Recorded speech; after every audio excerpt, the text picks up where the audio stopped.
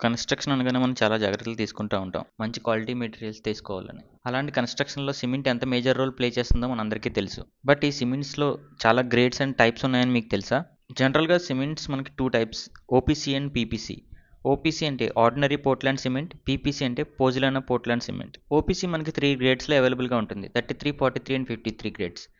PPC part 1, part 2లో అవైలబుల్‌గా ఉంటుంది. బట్ ఈ ఓపీసీ టైప్ ఎక్కడెక్కడ యూజ్ చేస్తామో ఇప్పుడు చూద్దాం. ఇది మనకి general construction like residential, commercial and industrial buildings దగ్గర యూజ్ చేస్తాం.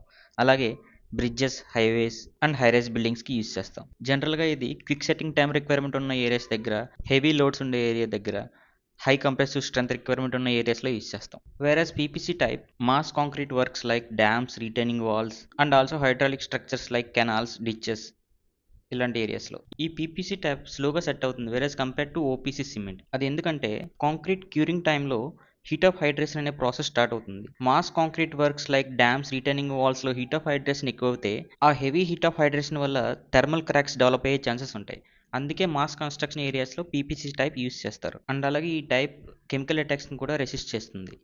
సో అందుకే మన hydraulic structures like canals, ditches దగ్గర కూడా యూజ్ చేస్తాం. బట్ కొన్నిసార్లు మనం తీసుకోబోయే బ్యాగ్స్ మీద ఈ టైప్స్ అండ్ గ్రేడ్స్ మెన్షన్ చేయకపోవచ్చు. అలాంటి కేసెస్లో ఆ బ్యాగ్ మీద ఉన్న ఐఎస్ఐ సింబల్ దగ్గర కొన్ని ఐఎస్ కోడ్స్ మెన్షన్ చేసి ఉంటాయి. మనకి ఇక్కడ టేబుల్లో కనిపిస్తున్న కోడ్స్ని బట్టి అది ఏ గ్రేడ్ అండ్ ఏ టైపో తెలుసుకోవచ్చు. సో ఇప్పుడైతే మీ కన్స్ట్రక్షన్కి రైట్ టైప్ ఆఫ్ సిమెంట్ని తీసుకుంటారని అనుకుంటున్నాను. Choose the right one. Information ఇస్తే please like, share and subscribe to our channel.